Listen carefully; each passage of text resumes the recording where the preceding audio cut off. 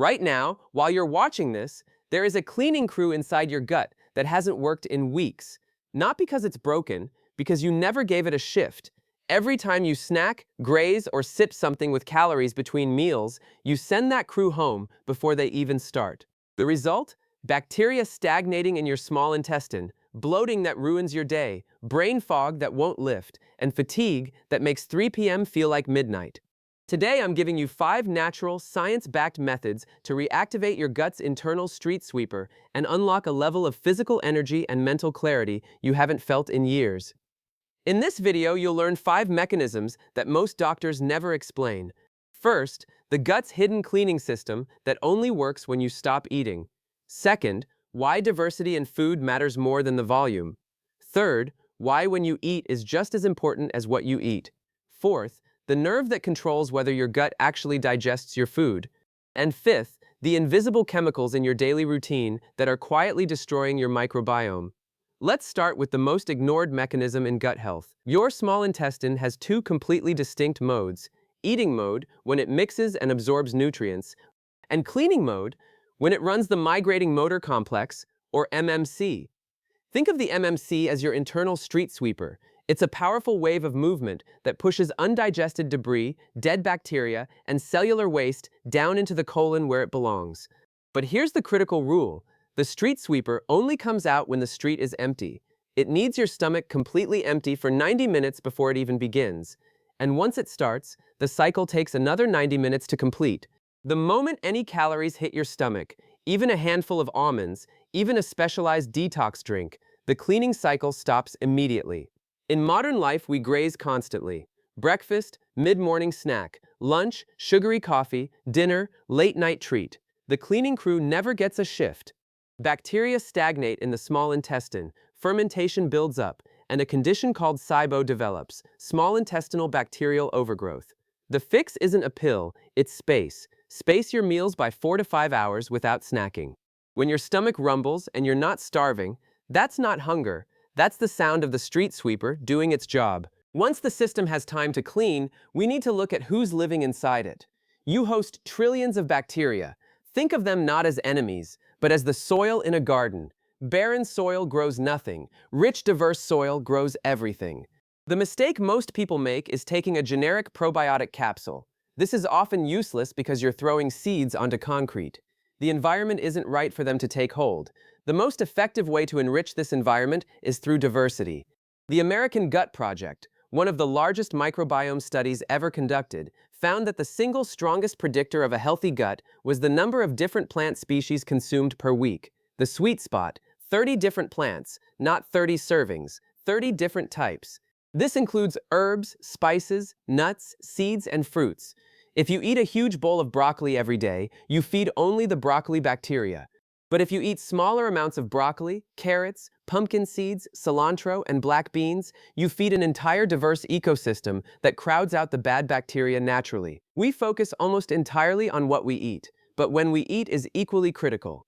Just as your brain has a sleep-wake cycle, your digestion has a rhythm. Think of it as a factory. The day shift is fully staffed with peak insulin sensitivity, peak digestive enzymes, peak efficiency. The night shift is a skeleton crew. When you eat a heavy meal at 9 p.m., you're dumping a massive workload onto workers who have already gone home. The food sits in the stomach longer, blood sugar stays elevated, fat storage increases, and digestion takes so much energy that your body can't dedicate resources to deep sleep or cellular repair. There's also a direct connection between gut bacteria and your sleep hormones, serotonin and melatonin. When you eat late, you disrupt their rhythm. Poor sleep leads to sugar cravings, which leads to worse gut health, which leads to worse sleep. To break this cycle, confine your eating to a 10 to 12-hour window, something like 8 a.m. to 8 p.m. This simple change aligns your food intake with your body's active biological phase and lets the gut lining regenerate overnight undisturbed. You can eat the perfect diverse diet and space your meals perfectly, but if this one wire is frayed, digestion will halt. The vagus nerve. It physically connects your gut and your brain. Your nervous system has 2 modes, fight or flight, and rest and digest. You cannot be in both simultaneously. If you eat while stressed, anxious, rushing to a meeting, or scrolling through bad news, your body perceives a threat. Blood flow moves away from the gut toward your muscles. Stomach acid decreases. Gut movement slows. Food sits and rots rather than digests. Digestion begins in the brain, not the mouth. The fix takes 30 seconds. Before your first bite, take 3 slow, deep breaths.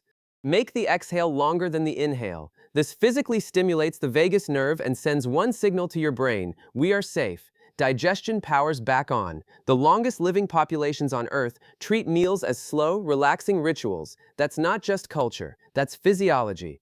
The final mechanism takes us away from what to add and toward what to stop adding. We are daily exposing our gut to chemicals that act like bombs on our microbiome.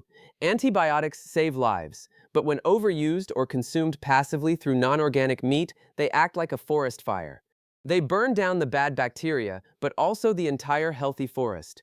Recovery can take months. Beyond medication, pesticides. Many crops are sprayed with chemicals designed to kill weeds and bugs. When we consume these residues, they have a similar disruptive effect on our gut bacteria. We're effectively swallowing small doses of weed killer every day. And tap water, chlorinated to kill bacteria in pipes, which is important for public safety. But if you drink chlorinated water all day, you're introducing a mild antibiotic into your system continuously.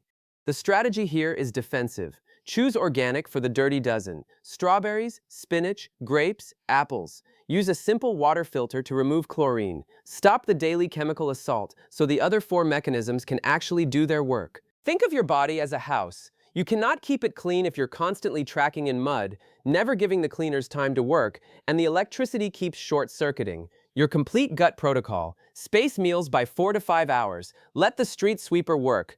Eat 30 different plants per week. Enrich the garden. Stop eating after 8 p.m. Let the night shift repair. 3 deep breaths before every meal. Turn on digestion. Filter your water and buy organic for the dirty dozen. Stop the chemical attack. The gut is incredibly forgiving. Its lining replaces itself every few days. Most people wait for a diagnosis, but the real power is in prevention, in the quiet daily decisions that nobody sees. If this gave you a new way to think about gut health, hit like. Which of these 5 mechanisms is your weakest link right now? Drop it in the comments. I read every one. Next week, I'm covering how your gut is secretly destroying your testosterone and the protocol to reverse it in 30 days. Subscribe so you don't miss it.